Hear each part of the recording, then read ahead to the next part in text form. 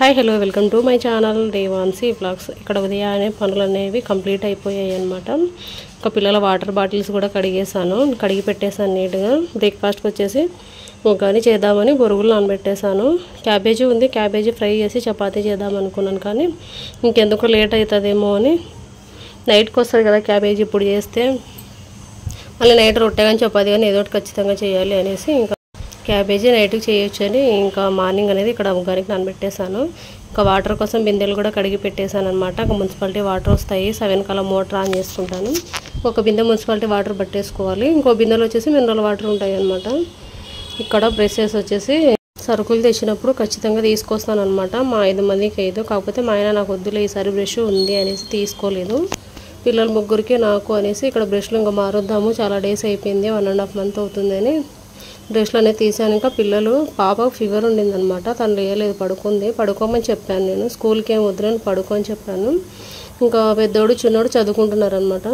First వీళ్ళకి బ్రష్లు చూపించాను, కలర్ కూడా సేమ్ కావాలన్నమాట వీళ్ళకి. నాకు ఏ కలర్ కావాలి, నాకు ఆ కలర్ కావాలి అనేసి కలరు సెలెక్షన్ చేసుకుంటున్నారు ఇక్కడ. మళ్ళీ లేదంటే నాకిదని కొట్లాడతారనేసి ఫస్ట్ వాళ్ళకే ఇచ్చాను.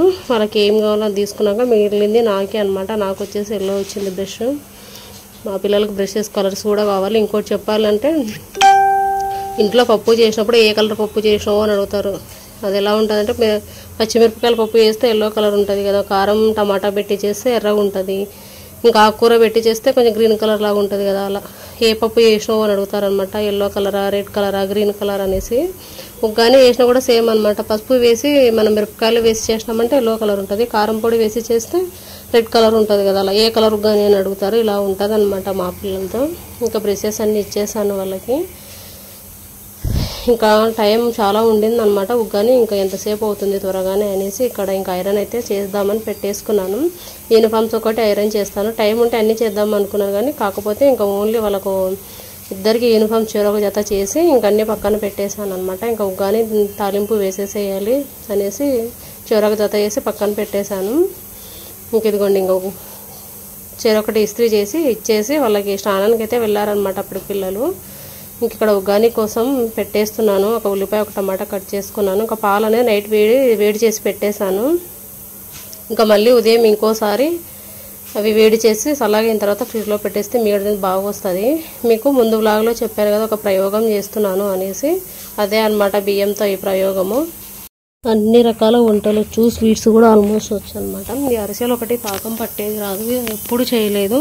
ఈసారి ఎలాగైనా సరే ట్రై చేద్దాము, నేర్చుకుందాము, వస్తే ఒకసారి వస్తుంది, పోతే ఒకసారి పాడవుతుంది అనేసి బియ్యం అనేది ఒక 2 గ్లాసులు వేసాను. చిన్న టీ గ్లాసెస్ ఉంటాయి కదా, వాటితో కొంచెం బియ్యం పిండి కూడా ఇంట్లోకి పనికి వస్తుంది, తక్కువ ఎందుకు చేసుకోవడం అనేది. బియ్యం అయితే క్వాంటిటీ కొంచెం 2 గ్లాసుల వరకు నానబెట్టేశాను.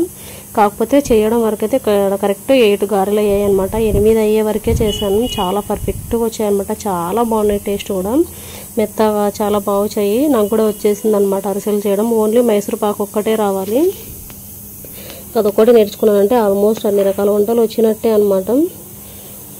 ఇంకా ఇక్కడ పిల్లలిద్దరు, బాబుగాడు చిన్నవి పెద్దోని ఒకటి ఐరన్ చేసి పక్కన పెట్టేశాను. ఇంకా వాళ్ళ స్కూల్ వెళ్ళిన తర్వాత ఇంకా మిగతావన్నీ ఐరన్ చేయాలని అక్కడే పెట్టేశాను అనమాట. ఇంకా అమ్మాయికి ఫీవర్ ఉంది అనేసి పంపించలేదు, లైట్గానే ఫీవర్ ఉంది, టాబ్లెట్ వేస్తున్నంత సేపు బాగానే ఉంది, తర్వాత మళ్ళీ వస్తుంది అనమాట. చూడాలి, వీళ్ళైతే హాస్పిటల్కి వెళ్ళాలి. ఇంకా తనైతే స్కూల్కి ఏం పంపించలేదు, ఎందుకులే అనేసి.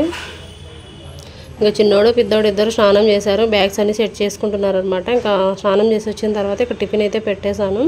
ఉగ్గాని చేస్తున్నాను చెప్పాను కదా, చేసేసి ఇంకా పిల్లలతో పాటే కూర్చొని తినేసామన్నమాట. నేను కూడా పాపకు ఉగ్గాని పెట్టాను కానీ తినలేదు, ఒక 2 సార్లు పెట్టేసుకుంది, నోట్లో ఇంకా వద్దనింది. సర్లే అనేసి వాళ్ళ డాడీకి ఫోన్ చేసి చెప్తే ఇంకా వస్తూ ఇడ్లీ తీసుకొచ్చారనమాట పాపకి. తను ఇంకా 4 ఇడ్లీస్ తీసుకొస్తే 1.5 తినింది, అది కూడా బలవంతంగా. ఇంకా హాఫ్ తినలేదు, ఇంకా 2 ఉండే అనమాట. ఇంకా మధ్యాహ్నం కూడా అదే తినేసింది. చపాతీ చేసిస్తానంటే ఏం వద్దులే మమ్మీ అనేసి ఇడ్లీనే తినేసింది అనమాట. ఇంకా పిల్లలు తిని స్కూల్కి అయితే వెళ్ళిపోయారు. ఇంకా స్కూల్ వెళ్ళిన తర్వాత ఇక్కడ ఇల్లు అంతా ఊడుస్తున్నాను. చెప్పాను కదా మార్నింగ్ బ్రషెస్ అనేవి ఇచ్చాను కొత్తవి అనేసి, వాటి వల్ల చుంచేసి ఇంటి నిండా వేశారనమాట. ఇలా స్కూల్ వెళ్ళిన తర్వాత ఇంకా ఇల్లంతా నీట్గా సర్దేసుకుంటున్నాను. ఇల్లంతా ఊడ్చేసి తర్వాత ఇంకా బట్టలు ఐరన్ చేసే ఉన్నాయని కదా, అవి ఐరన్ చేసేసుకోవాలి. ఇంకా బట్టలు ఐరన్ చేసేసి ఇంకా కొంచెమే సామాన్లు ఎక్కువ ఏం లేదు, ఓన్లీ తిన్న ఒక 2 ప్లేట్స్ ఉన్నాయి అంతే. ఇంకా వంట చేసేసుకుంటే ఒకటేసారి అన్నీ కడిగేస్తాను అనమాట. ఇంకా వంట కూడా ఏం చేసానో చూపిస్తాను. ఇంక ఇల్లంతా ఊడ్చిన తర్వాత చూడండి నీట్గా ఉంది. ఇంకా మా అమ్మాయి ఇక్కడ సోఫా పైన పడుకుంది, కొద్దిసేపు ఆడుకుంది అనమాట, బాగుంది అనేసి.